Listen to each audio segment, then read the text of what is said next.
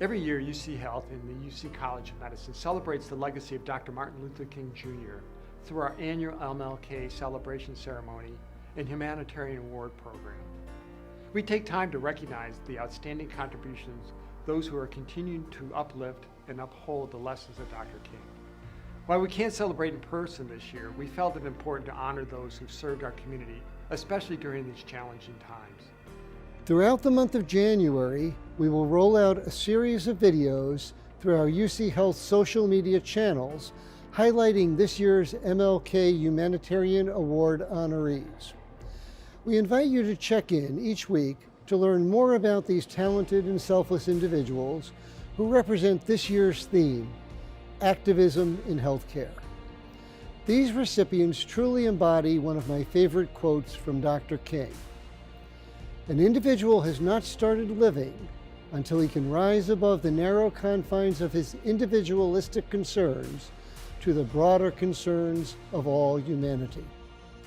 This year's MLK Humanitarian honorees are Dr. Amy Acton, the Columbus Foundation, Renee Mahaffey-Harris, the Health Gap, Jihawa Go, the Coronavirus Relief Project. Our two honorable mentions, Moderna vaccine trial pioneer Jarrell Marshall and visionary community leader Alanis Powell.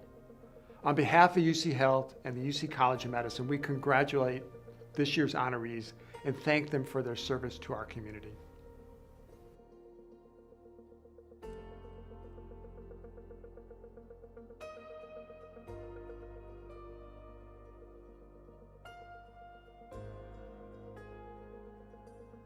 Somebody created a sign during this. It was a play on my last name. It said, "Act on love, not hate." And to me, that was just the most beautiful thing ever. And so I've been thinking about that a lot, that we have to keep acting on love, not hate, because that is absolutely the battle at hand. And we have to act on kindness, not fear. My career, I started out actually in pediatrics. And I went to do my residency in New York City in the Bronx in 1990. I began to see that there was so much more happening to my patients that was outside of just the typical healthcare. And I became very interested in a broader view of medicine. And that led me to the field of public health and preventive medicine, and trying to prevent things and to work with the community to solve health problems. And that career has taken me from working in government to teaching global health and traveling around the world as a professor. And when I was working right here where we are at the Columbus Foundation, one day I got a very unexpected call from Governor DeWine and his team. And so that took me to be the director of the Ohio Department of Health.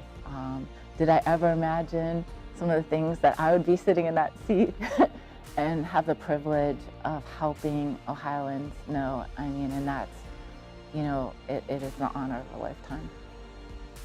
We are definitely seeing that once in 100 years phenomenon, and in public health, one part of public health is infectious diseases, so these are things we prepare for.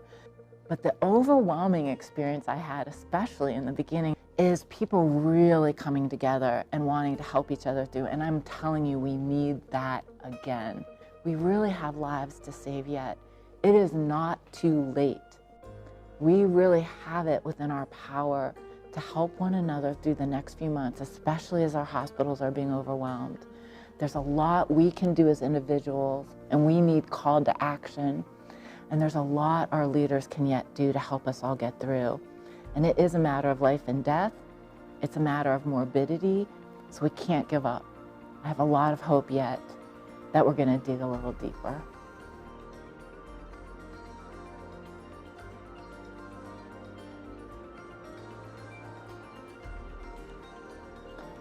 Well, you know, that is everything that I've loved about public health.